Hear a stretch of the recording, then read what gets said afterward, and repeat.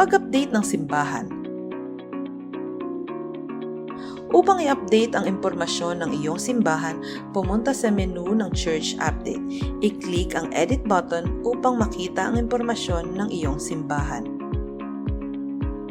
Napakahalaga na mapanatili ang mga impormasyon tungkol sa iyong simbahan na na-update dahil sa ginagamit ito ng iba pang sistema. Upang magdagdag ng larawan ng simbahan, i-click ang Update Image button.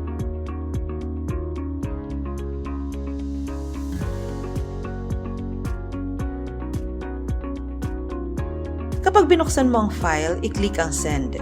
Ilipat ang larawan sa gitna at i-click ang Crop button upang makuha ang tamang fit. Maaari ring makita ang direksyon ng simbahan, impormasyon ng pastor, at mula sa church clerk.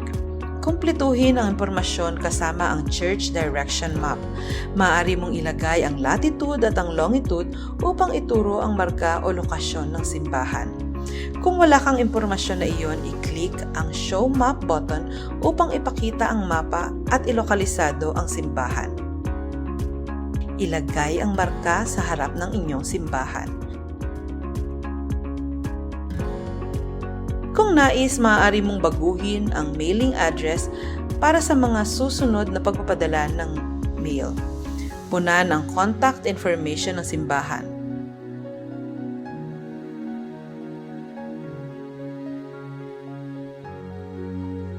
Karagdagang impormasyon.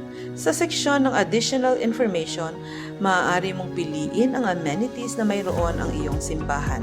Punan ang seksyon ng Service Time at ipaalam kung ang serbisyo ay irregular o espesyal. Ilagay ang pangalan at oras ng serbisyo at i-click ang Save button. Kung nais, maaari mong irehistro ang mga espesyal na serbisyo at ilagay ang pangalan nito tulad ng Young Week, pati na ang oras at ang petsa ng pagsisimula at pagtatapos. Kapag natapos na ang lahat ng update, i-click ang Save button upang i-save ang lahat ng impormasyon.